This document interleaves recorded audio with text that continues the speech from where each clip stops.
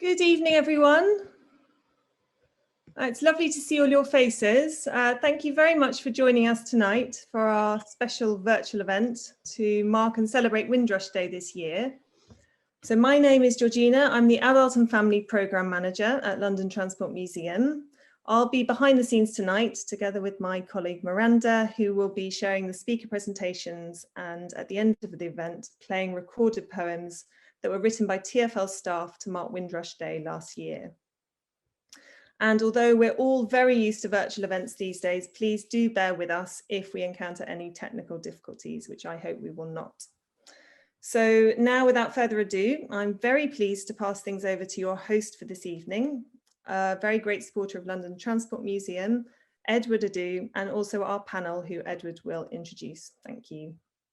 Thank you, Georgina. Good evening. I'm Edward Adoo. It's great to be here. Happy Windrush Day to you and yours. And welcome to London on the Move, how the Windrush generation shaped London's transport yesterday, today and tomorrow. Now, if we go back, 1948, when the HMT Empire Windrush docked in Tilbury, it was mothers, well, people became sort of mothers, fathers, a whole generation who shaped what London transport is all about today. Now, it's an interesting story because it's something that I've been fascinated about, because my fascination with London transport, as you can see behind me, I've got an extensive collection of Route Master buses. If you go to the roots as to who made London transport unique, it was the Windrush generation. Now, in the early 50s, around 200 people from the Windrush generation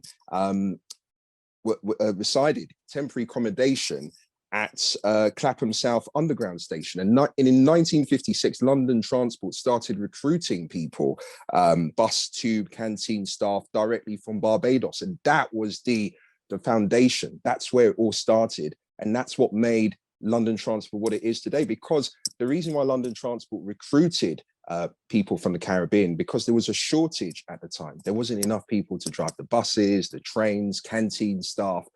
And it's what it's made today. I mean, if you look around, when you jump on a bus, you jump on a train, and you see the kind of heritage of what London Transport is all about, it's thanks to the Windrush generation. And I think it's beyond London Transport, and London Transport kind of facilitated that. It's about the music, fashion and culture of what has made the UK. It stems from the Windrush generation. And a lot of people say, okay, you know, we've got to embrace the Windrush generation, but why is it significant? Why is this day significant? Because everything around us, when it comes to just beyond food, fashion and culture, what the UK is today is about the Windrush generation. So that's what we're going to be doing tonight. And I've got a brilliant panel who are going to be with us, and they're going to be kind of explaining and kind of sharing their experiences and kind of taking us back and connecting us to why this day is significant, and most importantly, why Transport for London, why we're doing this, and the origins of London Transport. Because for being an enthusiast and someone who is fascinated about not just London Transport, but what London is today, you've got to remember, if it wasn't for the Windrush generation, I probably will repeat myself and keep on saying this all evening, if it wasn't for the Windrush generation, London wouldn't be what it is today, a multicultural city where you've got people from all different backgrounds living in unison. And it makes London the lifeblood of not just the UK, but the world, because people are fascinated by our city, and they're fascinated as to why we have that melting pot of multiculturalism. And I believe it's the stem of the Windrush generation. So on our panel tonight, we've got Matt Brosnan, who's the head curator at the London Transport Museum. Also, we've got Youssef Hussain, who's the diversity and inclusion manager at TfL, and also TfL Race Staff Network Group, who is Sherelle Cadogan. It's a fantastic panel, and they're going to kind of explore why we're having this celebration today. So let me introduce Matt. Matt, are you with us? I am indeed. Hello. Good evening. Hi. Matt, can I just begin by asking, because I'm going to ask you and all the other members of the panel, and then we'll come back to you. Why is this day significant to you? I think it's really, significant for me. I think as you've explained, I think the the Windrush generation and that first arrival in 1948 is a massive event in British history, in modern British history over the last 70, 80 years. And I think it's sort of symbolic of kind of a much wider trend. Obviously at the time it was a relatively small number of people that came on the Windrush on the 22nd of June, but it was part of a kind of a gradual trend and a gradual process which has had a massive impact on London, on Britain as a country, and everything about our modern history. And I think it's yeah, I mean, I'm a proud Londoner. I'm proud to have gone to a comprehensive school with loads of people from different backgrounds, and part of that as a city and our identity.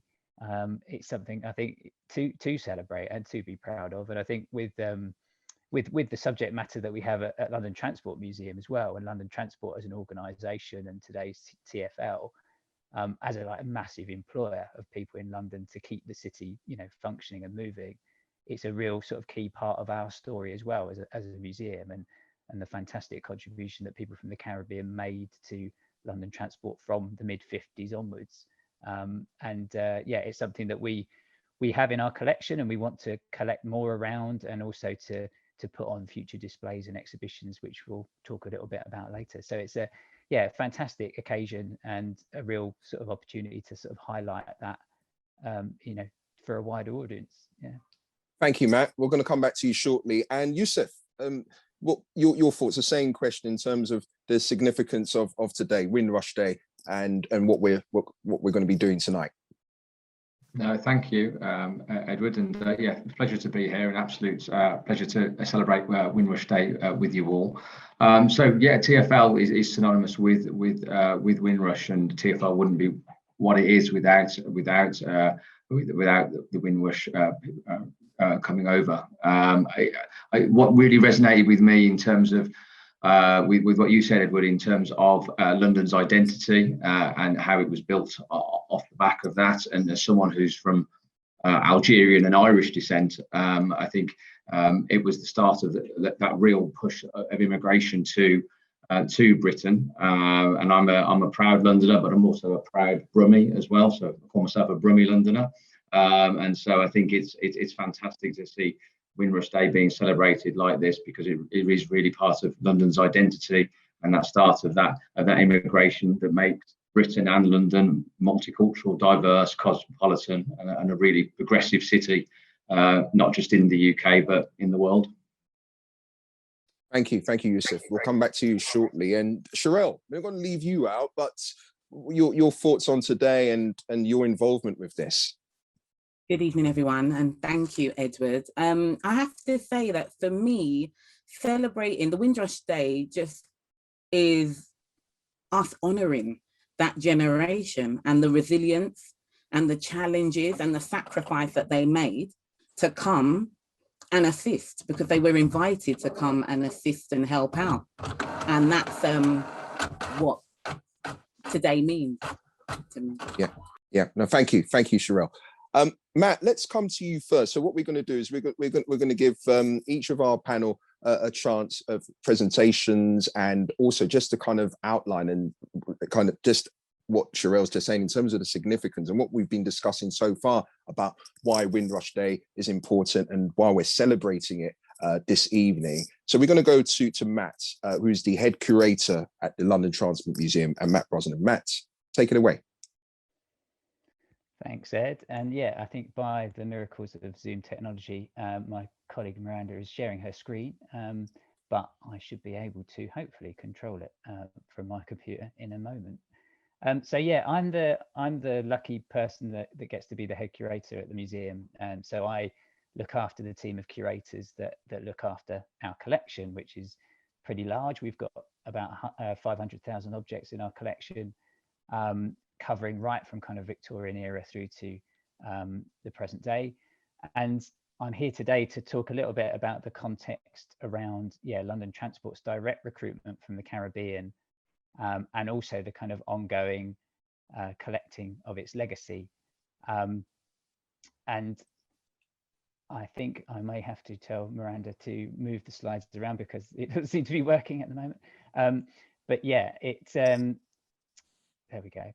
I just wanted to start with a little bit of context before, obviously we're talking about Windrush today primarily, but obviously it's important to stress that the wider history of Black people in Britain goes back centuries, and as shown by sort of historians like David Olusoga and Peter Fryer and others that have written fantastic books and really sort of delved into this rich history in the past and recently.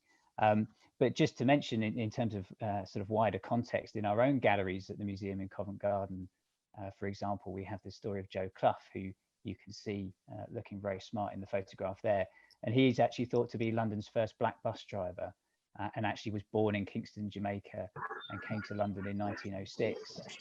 And he worked as a London bus driver for the London General Omnibus Company, which was the main operator of London buses in that period, between about 1910 and 1914, just before the First World War, and also was one of the very first bus drivers to drive motorized motor buses, which were starting to hit London streets in that period. And he came with his employer in 1906 to London, and later joined London General Omnibus Company to become a bus driver. Could you put the next slide on, please, Miranda? Thank you. And there is a photograph from our collection, actually, of him, Joe, standing next to his bus in about 1910. He was a bus driver on the Route 11 between Wormwood Scrubs and Liverpool Streets.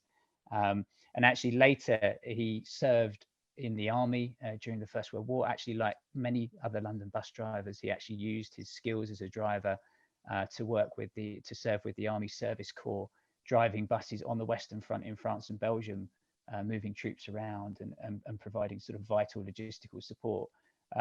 So, really remarkable that he was a very sort of early motor bus driver, and then serving Britain in the armed forces and putting his life at risk. And later he lived in Bedford as a bus driver, continued to work as a bus driver, and later as a taxi driver, and happily married with his wife and had 2 daughters. And this is a story that features in our galleries today, which you can see, and just gives you a little bit of a case study of how some of these stories actually predate Windrush, although obviously in relatively small numbers, but it is something that is important to recognize as well. Next slide, please. But in terms of Windrush itself, obviously in the context of the Second World War, in the years just after the Second World War, London Transport, like many organisations in Britain, experienced quite significant labour shortages and was looking to recruit people in a variety of different jobs, and started to cast its net much wider than London itself. Actually tried to recruit people from elsewhere in Britain, in Ireland, in Malta, and actually in the 50s increasingly looked to the Caribbean. And in the same period in the Caribbean, populations were growing and jobs were in short supply. And so there was an active working population of particularly people in their 20s at the beginning of their careers looking for work, and actually looking to Britain as a potential source of work.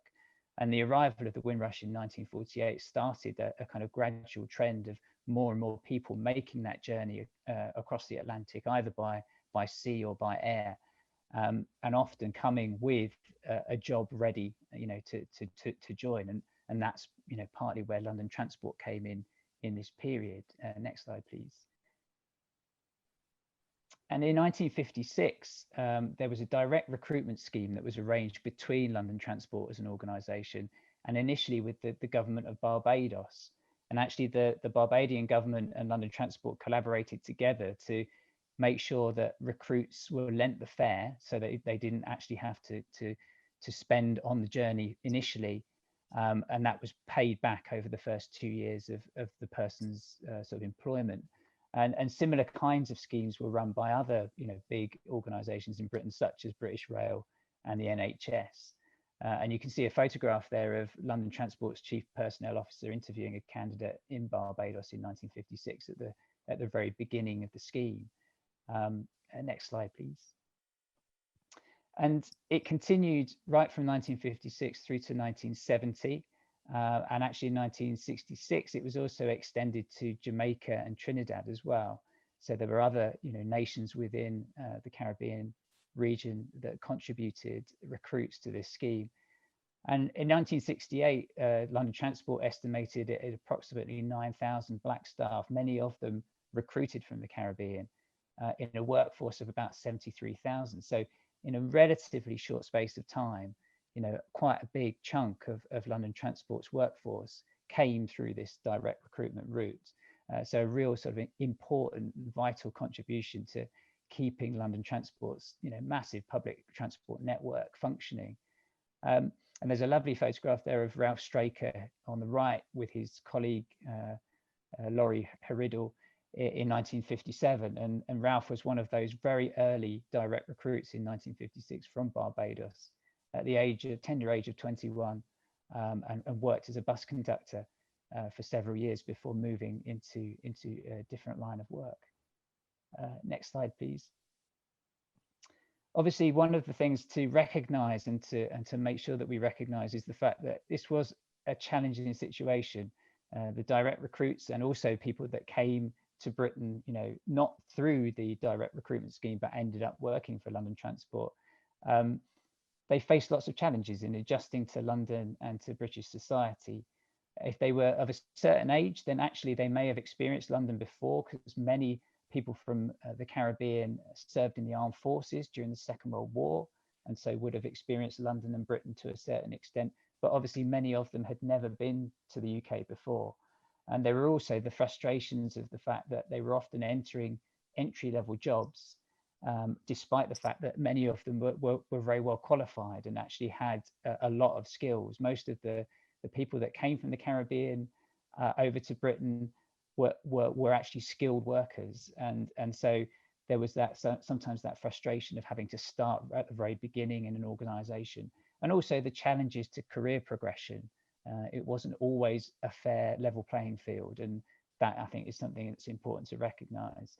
And many also encountered racism, whether explicit or subtle, and that could be sort of from professional and organizational aspects of life through to everyday interaction with people around them in Britain. So there were lots of challenges for those that did make the journey and did start to forge a new life. And there's a photograph there of Caribbean recruits Cynthia Palmer and David Pillay on the left and the right, working to clear snow from Leytonstone station platform in 1963. So again, there was also the lovely attraction of the British climate to attend to as well. So yeah, it was a learning curve very much for these people. If you go to the next slide, please. Thank you.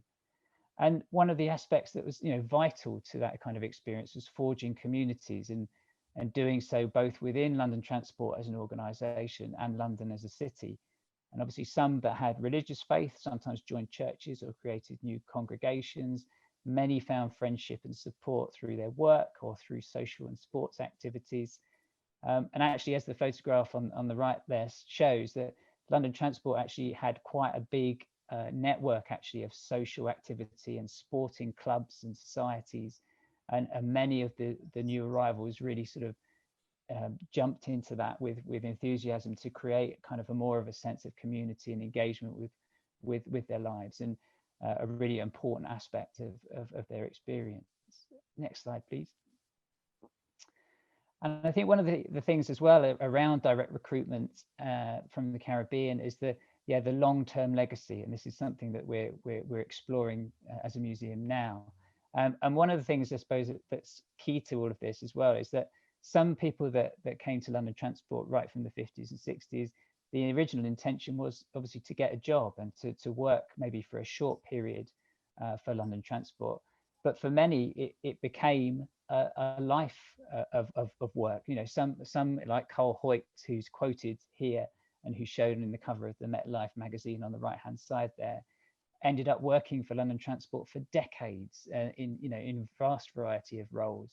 And actually made a permanent life in London and Britain, and that is again a testament to their skill and their experience, and but also the fact that they often form new families and new communities in London and Britain, over many, many years. And actually that magazine cover commemorates the 50th anniversary of the direct recruitment scheme. Next slide, please, Miranda. Thank you. And yeah, the museum is very much engaged in collecting on this subject matter. So we have a fantastic collection of really fascinating material relating to the direct recruitment scheme from the 50s onwards.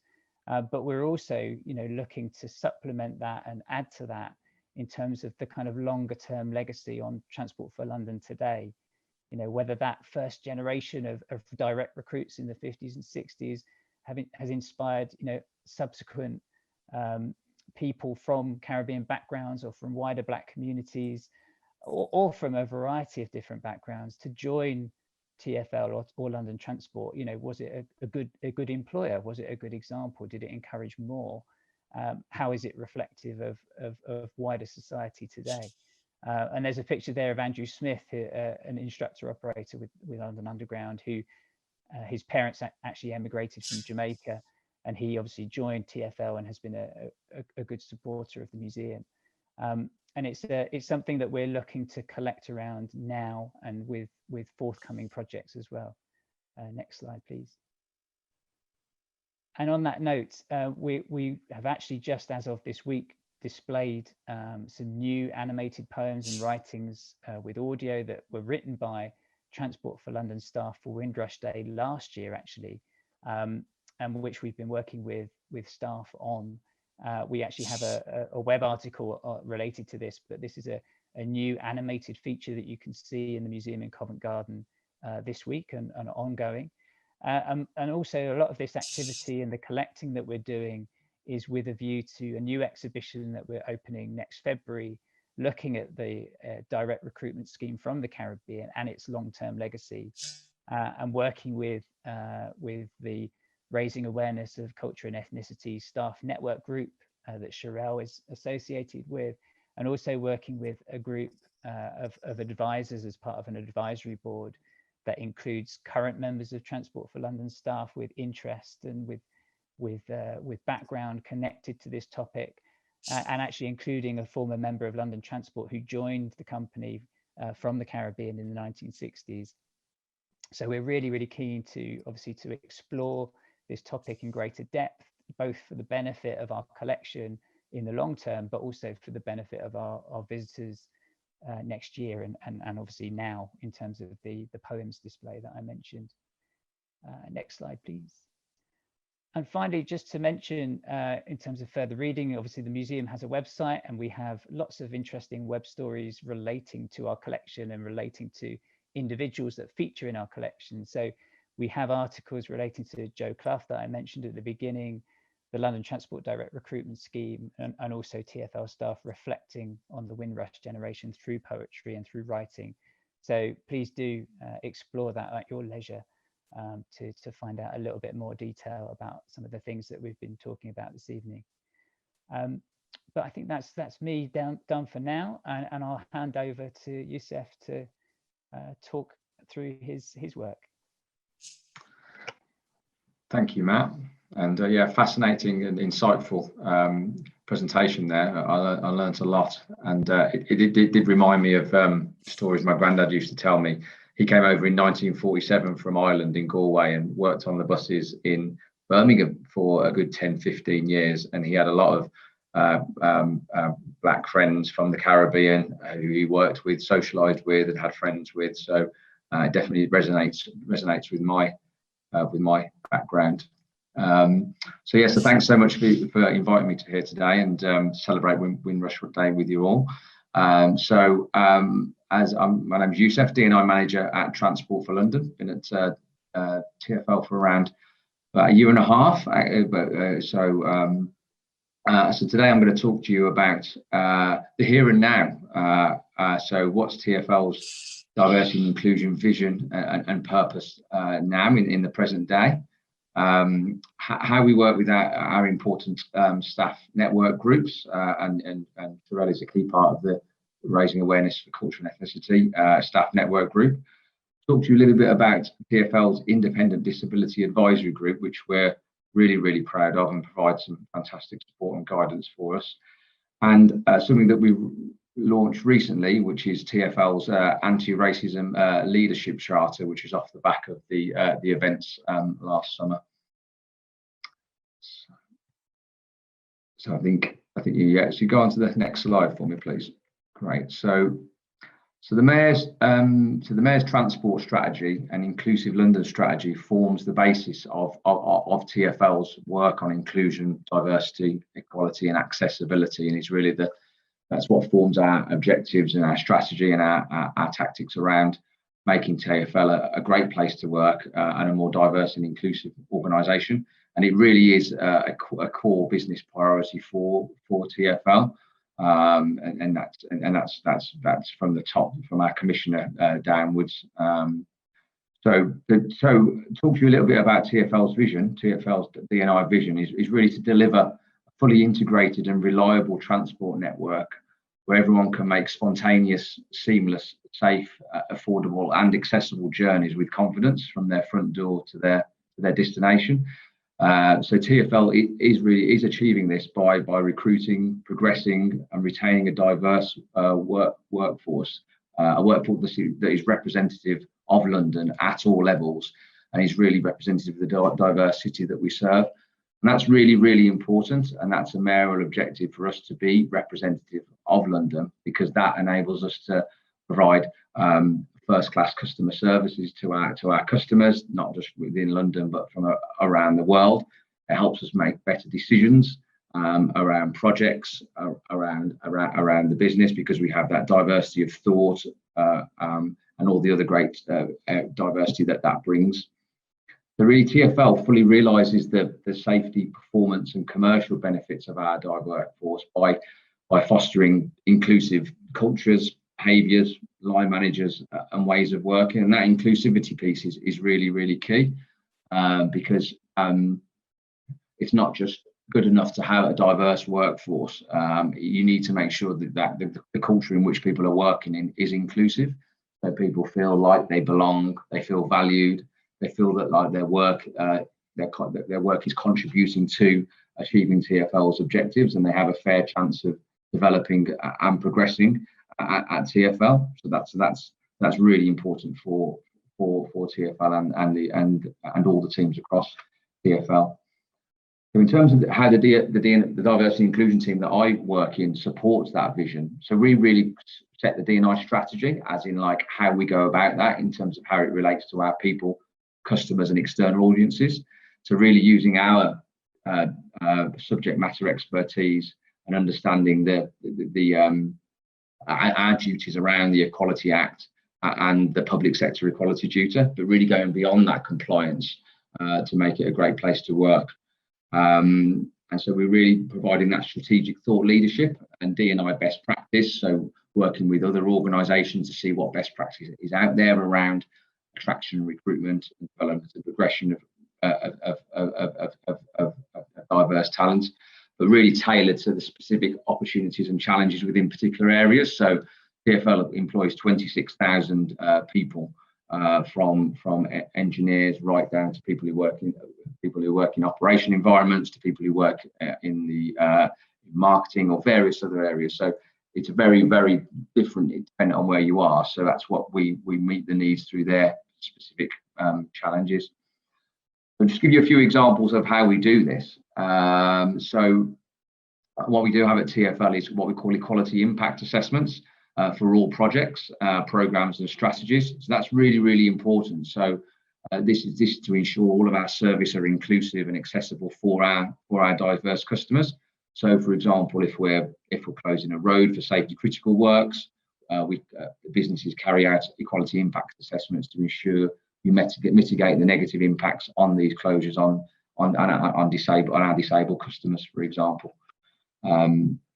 We also provide guidance around things like neurodiversity, which is really, really important in relation to line manager training, as well as lots of stakeholder engagement. So liaising with our trade union colleagues, our staff network groups, which I'll come on to, and also obviously working very closely with our learning and development team to create the D&I packages around. We're going to be launching one soon called Let's Talk About Race, and that's how you talk about race in a positively curious, proactive, progressive way. And I think that's going to be a really important workshop going forward. So could you move on to the next slide for me, please? So TfL's staff network groups were established in 2005, and these are a really, really important driver for making TfL a more diverse and inclusive organisation, because this really provides us with that ground level up engagement in insights in terms of what it's really like to work in TfL and the opportunities, but also the challenges certain groups face. And you can see that we have a number of staff network groups there. So raising awareness of culture and ethnicity, which I know the London Transport Museum does lots of fantastic work with, along with our Outbound group, our LGBT plus network, and many others. So it's really, really important that we work with those staff network groups to really ensure that their work provides an inclusive voice to staff that's aligned to our D&I plans. So there really are open forums to raise awareness and advocate for change in relation to the barriers faced by specific groups. And so in Matt's presentation, I think he mentioned in terms of the challenges that the Windrush generation had when they came over, in terms of that overt and subtle racism and difficulties in progressing in TfL. I don't think they had staff network groups then, but that's there to really give the voice to those to people within TfL. So working very collaboratively with the D&I team, who leads on shaping the organisation's approach to our D&I objectives, and these staff network groups really help us to influence policies and solutions and the issues that affect our colleagues. So really putting that D&I lens on everything that we do. So whether that's around whether we'll have a policy around disability or our policy around carers. So really reaching out to the carers network, for example, and getting their advice and guidance as to how we can improve our parental policies, for example. So really, really, really important, as well as providing support to potentially isolated employees within the network, and creating a safe and confidential space to discuss the challenges and opportunities individuals face from different groups. So a really important part of our D&I work at TfL. Could you move on to the next slide for me, please? So I'd like to talk to you a little bit about TfL's Independent Disability Advisory Group, which is, we call it IDAG for short. We're really, really proud of this group. So it's made up of 10 members appointed for their professional expertise and extensive knowledge of disability access, transport and customer service. So this group supports TfL in the challenges it faces, and it really does this by providing strategic and practical advice to evaluate and influence strategies, policies, services and projects, highlighting where change is needed. So each member has experience of living with a disability, such as a sensory or mobility impairments, mental health, specific learning difficulties, or a combination. So IDAG now provides really important advice across TfL, where previously the group predominantly focused on our city planning teams. So there was a recent example of that where there was going to be changes to the Woolwich ferry, and the project team who were working on that came to IDAG with the project plans, and they were able to really give them some fantastic advice around disability guidance and advice on how they could improve their project for our disabled customers. And IDAG were absolutely instrumental during the pandemic. So they went from meeting every quarter to every week to support TfL in making it a more inclusive, making TfL services more inclusive for our disabled customers during the pandemic, but now hopefully as we're coming out of the pandemic. So really putting that disability lens on everything that we do in terms of our services. And it plays a really important role in complementing the work of the TfL's D&I team with providing that best practice disability guidance and advice. So absolutely critical to the work that we do. Okay, would you like to move on to the next slide for me? Okay, so I'd like to talk to you a little bit about TfL's anti-racism leadership charter, which we produced and published in February. So to give you a bit of a background, off the back of the tragic murder of George Floyd in the United States and the global movement around that, combined with the resurgence of the Black Lives Matter movement, it catalysed a lot of conversation, both online and in teams in TfL, about the inequalities and racism that our employees faced and have faced, with conversations on our online platforms of Yammer, but also within Teams, which was very much led by the Raising Awareness for Culture and Ethnicity staff network group. They were instrumental in this and those conversations. But importantly, there was also top-down engagement as well. So senior leaders reaching out to my director and the D&I team to say, well, all these conversations are going on. What can we do to really shift the dial on workplace race equality and tackle the workplace inequalities and the racism that people are talking about? So off the back of that, we in collaboration with the Race Staff Network Group and a senior race steering committee, we created an anti-racism leadership charter. So this charter, which is signed by our ExCo and our top 300 leaders across TfL, it's a series of commitments which commits our leaders to take action that really goes beyond race equality and commits them to taking a more proactive anti-racism stance by working towards fulfilling on the 5 commitments set out in the charter, which I'll go through in the next slide. Commits leaders to listening to, acknowledging and acting on colleagues' experiences of inequalities and taking time to empathise and to build up your knowledge on this subject, and really committing to educating themselves about racism, anti-racism, to continually build their cultural competency and their race literacy in this area, as well as committing to the local D&I action plans and taking steps to increase the diversity in our senior teams, which is not where it needs to be.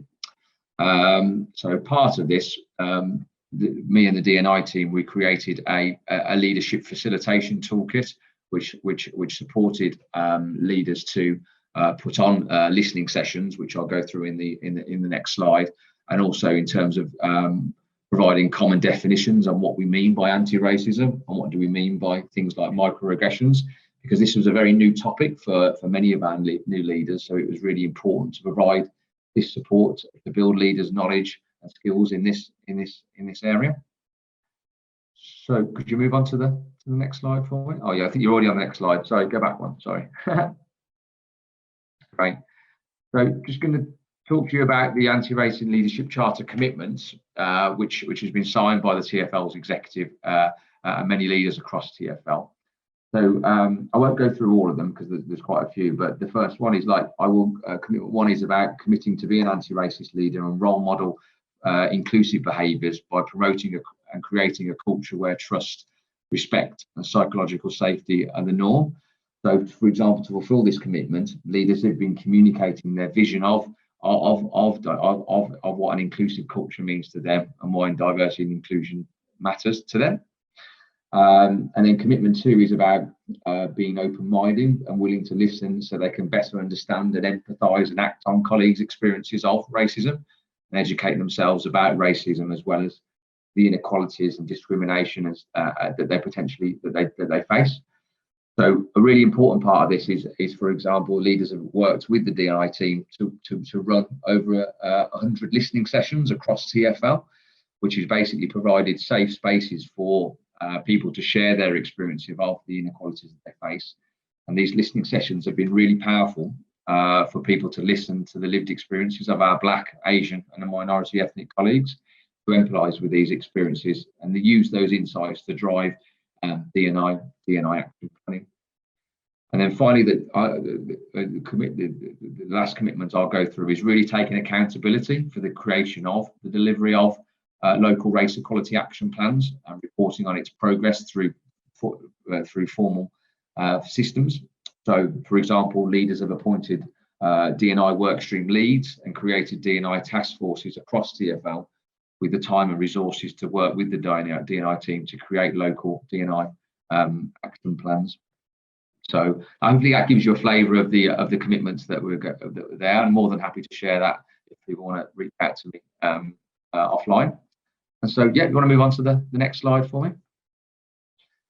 So what next? So in terms of what's for the future. So in terms of, we've recently launched what we call our D&I data dashboards, which enables leaders to gain rich, quantitative D&I insights on recruitment, progression, and retention of diverse talent. So we know where our challenges are and where to focus our resources. So we'll really be embedding these D&I dashboards and providing training and guidance to managers and leaders across the business, which is a really important part of what we do.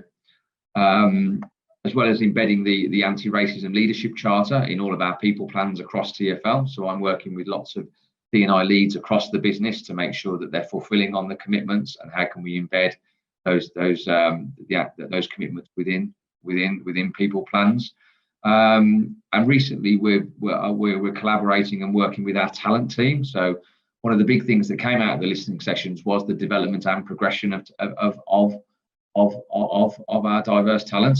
And so we really need to ensure that our talent management is really inclusive through and is actually developing and progressing our Black, Asian and minority ethnic employees for example, through our talent management processes. So hopefully that gives you a flavour of what we've been up to at TfL and how we work with our staff to make it a great place to work for everyone. And I'll now hand over to Sherelle. So thanks very much for your time. Good evening, everyone, and thank you, Yusuf, and thank you, Matt. Hard act to follow, but I'll try. I'm Sherelle. I'm going to tell you a bit about myself and the work that I do, and more importantly, the why. So happy Windrush Day to everyone, a day where we have an opportunity to really remember the sacrifices and contributions made to Britain by that generation over 70 years ago. So I'm a child of parents who came over in the early 50s, not quite on the SS Windrush itself, but my father travelled for 3 weeks from what was known back then as British Guyana. So with hopes of studying law as a trained clerk, he left, and he left his family to follow his aspirations.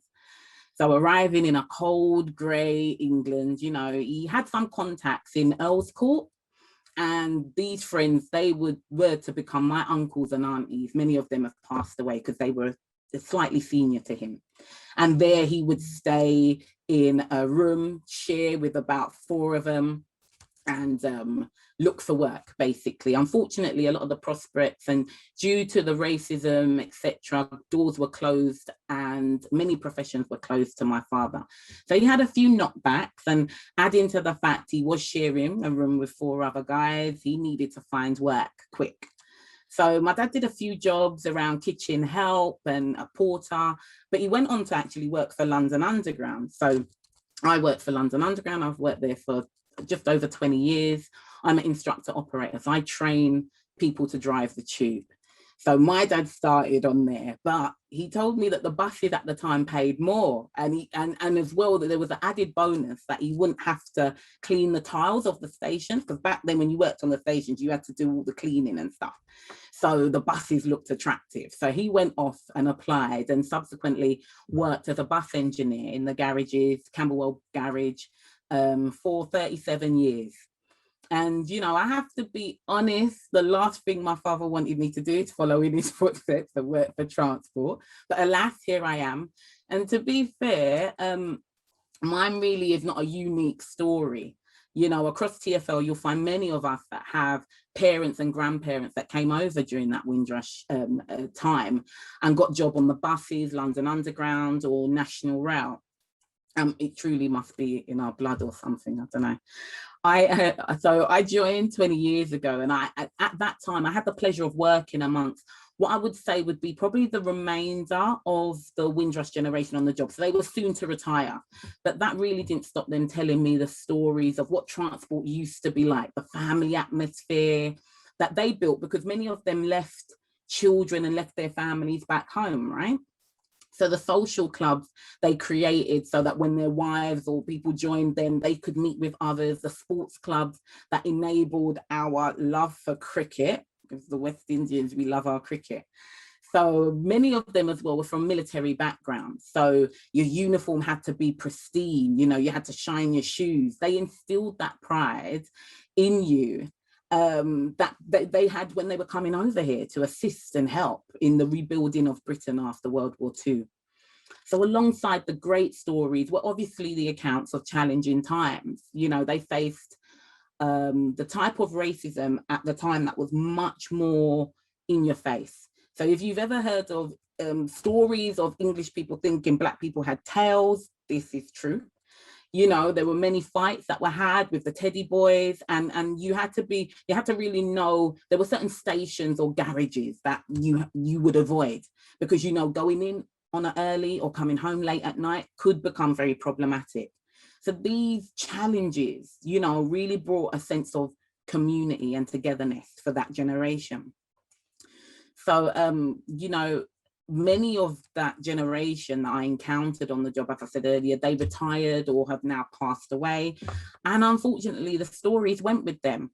And as an instructor, I meet trainees that join the job for various reasons, from various backgrounds.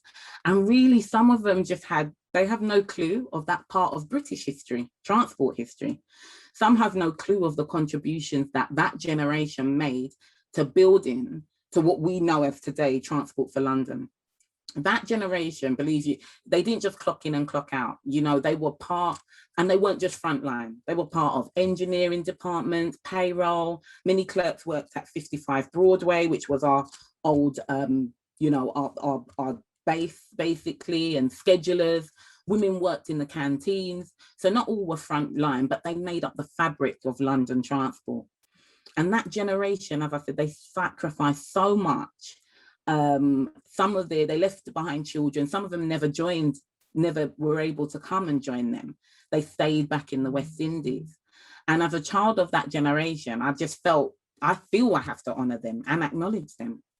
So this is where my work within TfL Staff Network Group for Black and Asian and ethnic minorities came in. You know, one of our main aims is to educate and share marginalized groups' voices and share it from our perspective. So we continue to center our voices in discussions, and with doing that by default, you add value to where value may not have been attributed. So part of this meant that when occasions like the Windrush Day arrive, it's part of our agenda to share the experience from those that identify as second, third generation of Windrush. So now, as creative people, a lot of people from the Caribbean were creative, you know, whether it's like was previously said about our fashion, you know, we express ourselves through our fashion and our food and our poetry and our music. And we wanted, as a staff network group, to showcase that. And last year, we collated poems and short stories from staff and put them in a virtual exhibition. So it was our way of honoring those staff and acknowledging them and their history, and saying your voice and your perspective is actually important to us. It also provided a space for learning, so that people could go to in their own time to find out about their colleagues. You know, when you look at Transport for London, when you walk through a station or you get on a bus, you can see how diverse TfL is. But internally, there's points where if you look at the leaders and decision makers within organizations, not just ours, but within the organization, it can tell a very different story. And so that can translate into a frustration of a lack of progress that communities like mine that have been there within the company in such large numbers from over 70 years ago, it builds that frustration. And we have to ask ourselves, are we still here to help you out, or do we actually belong? Do our opinions and voices matter? And so personally, one of the things, I love the use of arts and anything creative in education, because art encourages the recipient, the reader, the observer to think for themselves. It encourages that thought process. So it's not about me lecturing you or anyone lecturing you or making you feel guilty or even stupid for not knowing information. It allows people to gain an understanding in their own time. And I believe really that's where real change happens. And that's why departments like initiatives like Art in the Underground and the Larry Champion Pan-African Roundels made such an impact on me and many others. He infused our culture into a very recognizable London trademark, as if to say, yep, here we are, we belong here. So if people passed through Westminster and saw them, and one, you know, they'd ask them, what's Africa and those patterns got to do with London and transport?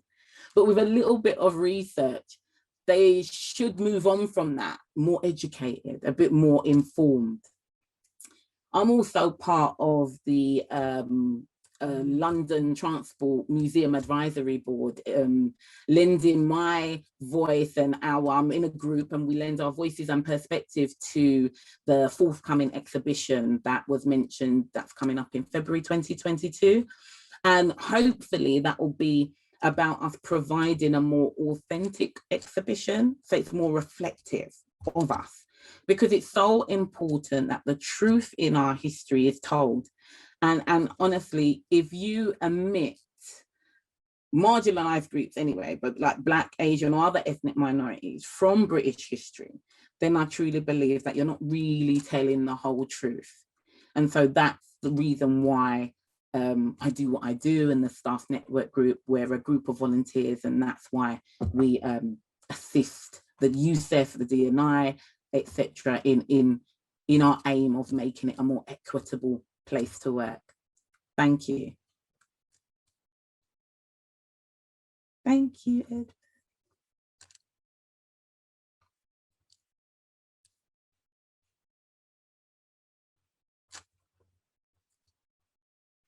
Can you hear me now?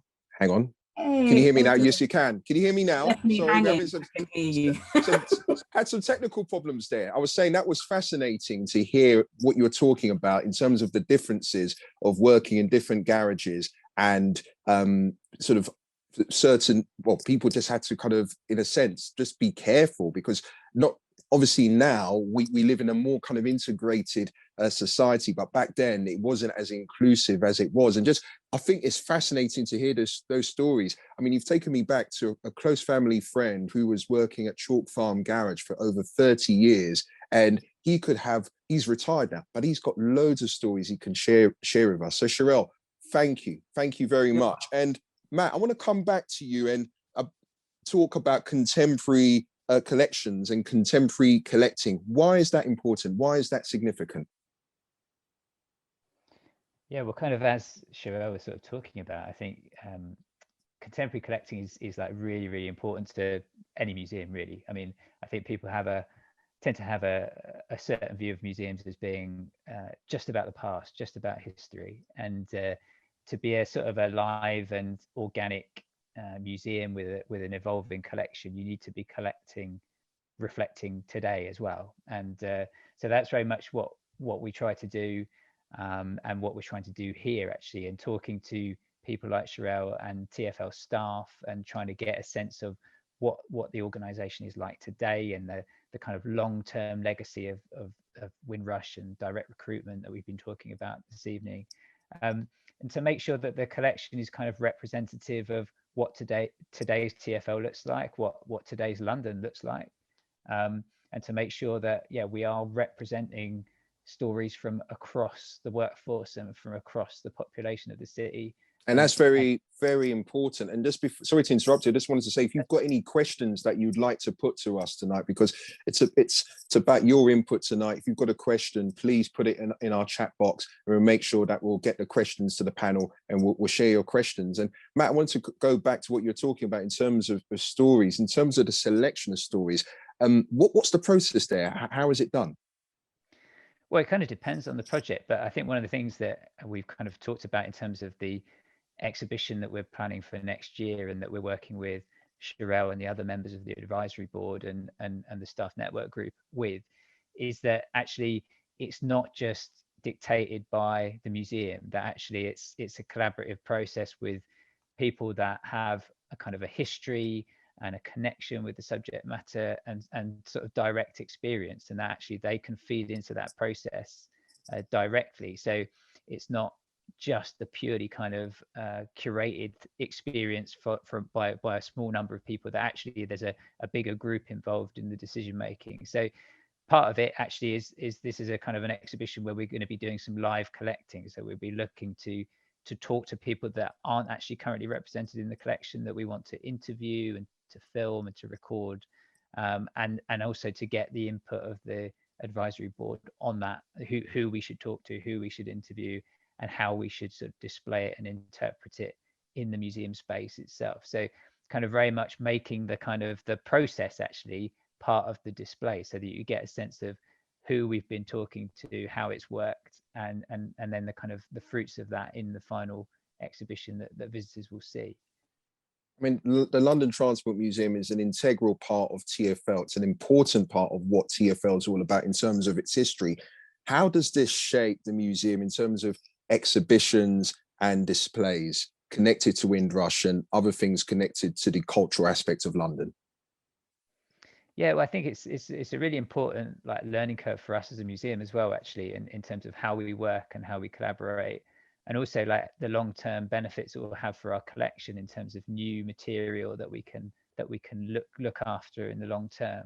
And also it's something that we can factor into our sort of future programming and projects as well, because we've been going through a phase of redevelopment over a kind of long period of time. The museum itself was redeveloped quite extensively back in 2007. And since then, a lot of the permanent galleries, we've been trying to sort of refresh them when we've been able to secure funding and so on. So one of the next areas that we really want to sort of look at in the next sort of 4 or 5 years is actually modern London, is, you know, the last 20 years or so, and looking at what London looks like today and into the future, and how, you know, TfL has the TfL era from kind of 2000 onwards. And an important, you know, really important part of that is the workforce story, and talking about these kinds of things and the kind of the longer term impact of the second half of the 20th century, and how arrivals from the Caribbean and also communities from around the world have kind of come into London and contributed to that. So that's something that, you know, this exhibition that we're planning for next year, a lot of the work around that will feed into what we can add to our permanent galleries in the coming years. So it's really important and really, you know, exciting for us. And if someone who's got a story or something to add to the experience, can they get in contact? Can that be added to the experience as well? Yeah, I mean, if you're, you know, if there are members of TfL listening today that have especially worked for the organization for a long period, and, you know, maybe were inspired by their parents or their you know, relatives to join the organization, or they have, you know, elders in their community that were part of that experience, or, you know, whatever it may be, then yeah, we're very interested to hear from them. And, you know, we're looking to, you know, to conduct more interviews on film or on audio. We're also looking hopefully to work with Black creatives to do sort of responses to this topic, and to put together edited pieces and stuff. So yeah, we're really keen to hear from people. If you've got a story to tell, then yeah, please do get in touch with us. And Matt, I've just got a message here from Rosie. Will any of the stories collected be published into a book? And she also asked if the Windrush generation had never happened, or they weren't associated or didn't come to the UK, weren't part of TfL, what would the TfL and in general, what would London Transport have been like, and what would the network look like today? Well, the first bit of that question in terms of the book, I mean, the benefits for the collection are that, you know, if it's something that we can collect to add to the permanent collection, it is there in perpetuity. So it's something that can inspire books and publications, can inspire galleries, you know, exhibitions, and material that's not just for us. I mean, we as a museum, we also lend lots of items from our collection to other institutions for other exhibitions. So it's not just, it could be that, you know, some of this features in future publications, but it's a much wider sort of potential than that, I think. And then the second part of the question, which I've could you remind me slightly what that part was? Yeah, so the question was, if the Windrush generation, if they didn't come to the UK or never been part of come on HMT Empire Windrush, what would TfL and the network look like today? I think that's a really difficult question to answer. Really good question. Really difficult question. It's a good question. I think part of it, part of the context, especially in the kind of the years after the Second World War, London was massively bomb damaged. The British economy was in a bad way, and clearly as well there was a massive sort of shortage in terms of workforce. So the fact that they were able to come over in quite large numbers and increasing numbers, and then obviously from the direct recruitment scheme from the mid-50s onwards in kind of steady contributions to London Transport's workforce was absolutely vital in actually being able to support the network. And you know, if London Transport hadn't had that at the time, then you would have seen probably, you know, services suffer, the network suffer, and real sort of difficulty in being able to provide the kind of service that, you know, a major world city needs for its public transport network. I mean, beyond services, Matt, do you think the workforce, do you think it would have been as diverse as it was today? Because I think in terms of the Windrush generation coming over, that was the catalyst that kind of opened the doors in terms of making London Transport diverse. Yeah, absolutely. And I think as well as loads of like British organizations and companies also had the same kind of benefit. I mentioned like British Rail, NHS, you know, all of these organizations are like fundamental to what this country is about, and you know, fundamental to what, you know, people need in terms of support and transport and health and medical provision and stuff like that. And you know, they would have been, you know, much more kind of monochrome organizations without that contribution, and also would have not been able to provide what they needed to provide. So you know, I think it's definitely a day that obviously we want to celebrate that contribution, and also making London and as a city and Britain as a country a much more diverse and interesting place. And you know, that is definitely something to celebrate.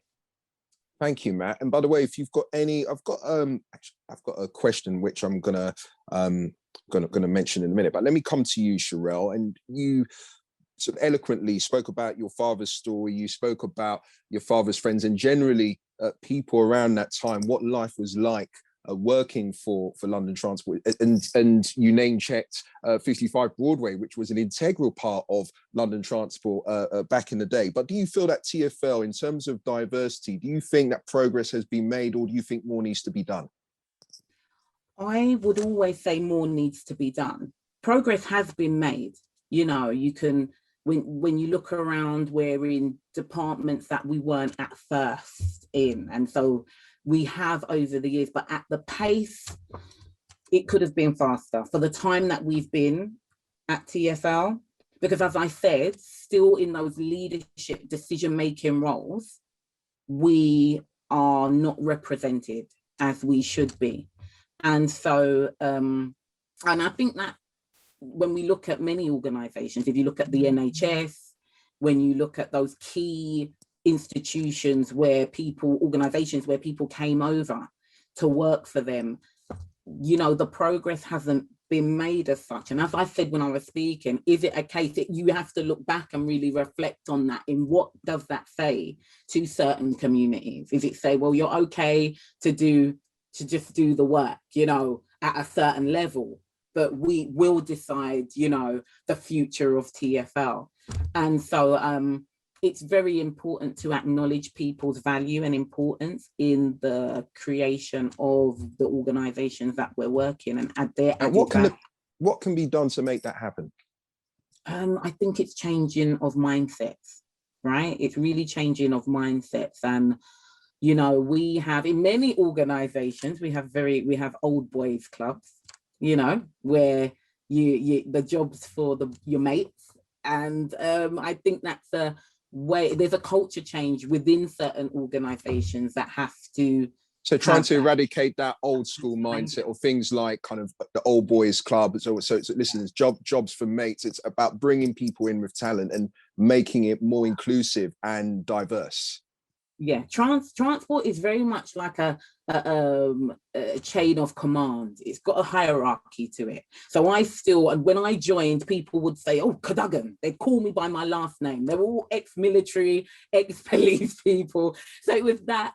Did they say it in that? Did they say it in that tone? Did they say it in that kind of military tone? Wow. Yeah, PSA Cadogan, even to this day, people call me Cadogan. So it was that old school mentality, and I feel that. You still get departments that reflect that. And so, yeah, we need to, and that's why it's so important. When I said about the creative industry and stuff like the London Transport, what they're doing, poetry and stuff like that, changing a mindset. Sometimes when you're talking to people and you're really lecturing them, you know, they can kind of get on the defense. And I think it's just about, Transport for London really should reflect the customers it serves.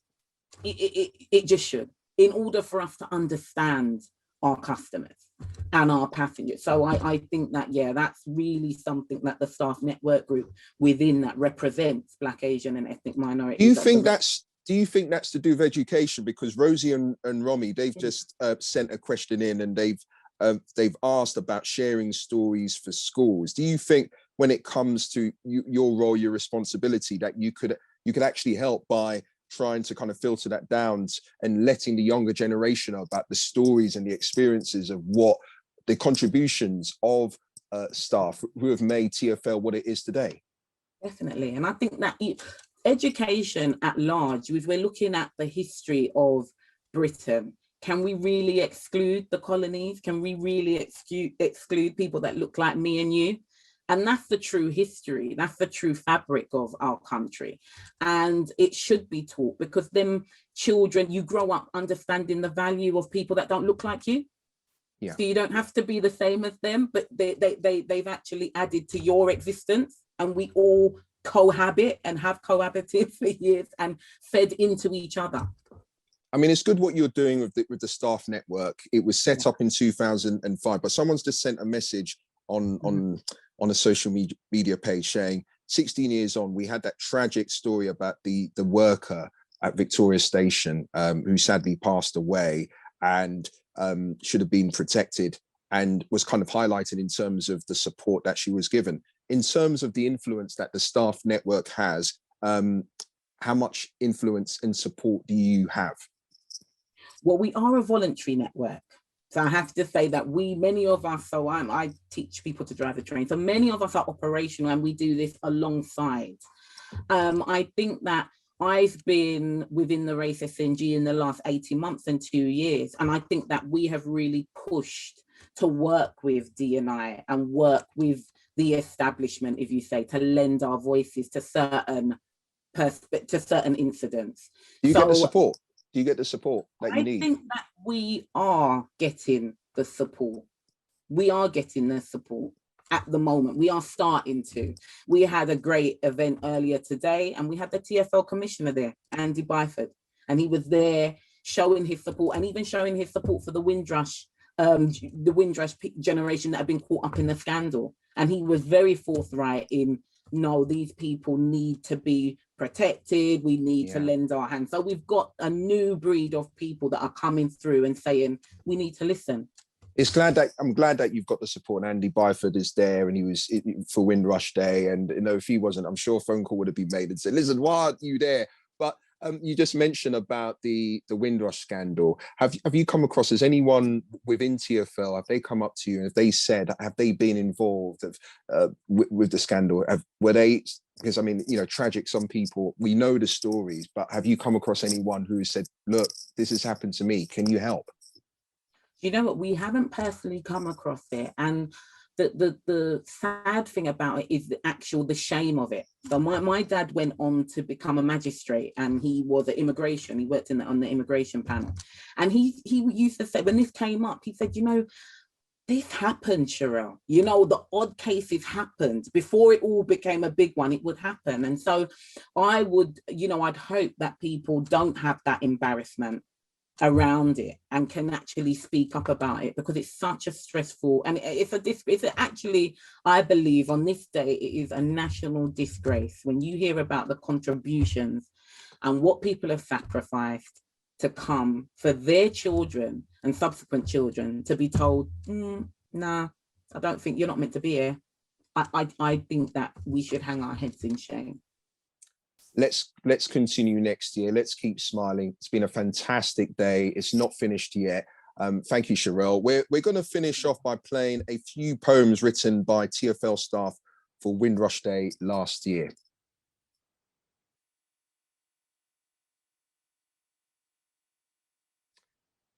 We should have the poems coming through anytime now.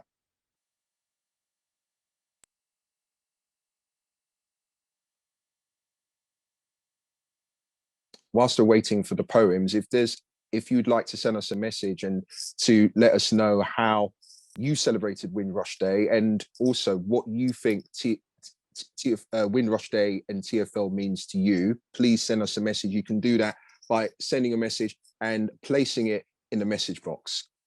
And hopefully we should have the poems coming through any moment now.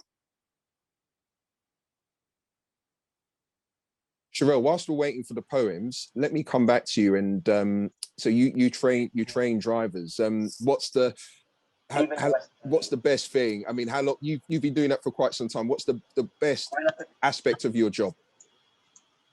Oh, meeting new people. That's the best aspect. And that when they find out that it's like an underground roller coaster, London Underground, that really is one of the best parts. Yeah, and for you as interesting people as well. I have to say that I've trained fund managers, I've trained pharmacists. You'll be amazed at the type of people that say, do you know what, I fancy driving a train now. You know what? I suppose it's the thrill of just driving a train and not being able, not having the stress of driving on the North Circular or being stuck somewhere in London. It's literally just gliding through tunnels, and it's a great experience. But as you being a Londoner and being a descendant of the Windrush generation, why is this day special to you? I know you mentioned earlier on, but not taking your job in TfL side, why is this day so special to you? It's just, for a long time, people didn't even know about the Windrush generation. We've only recently had Windrush Day, and we had to fight for that, right? And, growing up with your family and hearing the stories that your family have told you about a lot of challenging times, and they just have that. Many of you may know of the old school Caribbeans, right? They have that sense of pride about themselves. You go in their living rooms and they've got the picture of the Queen up there, and take your shoes off. Yeah, and their Britishness, right? They have that Britishness about them, and they loved this country. That's why they came, and to acknowledge that and celebrate it.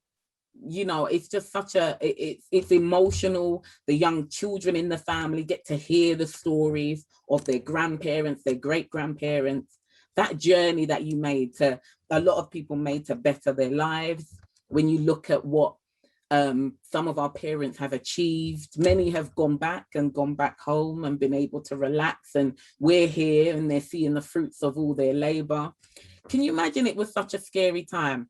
Imagine being 18, 19, 20, just on your own, going on a boat for 3 weeks. You've never traveled, you've never gone, and you're going to a place where you don't know anyone. And then you step off and there's snow and there's cold, and the roads aren't paved with gold. There's no fanfare to welcome you.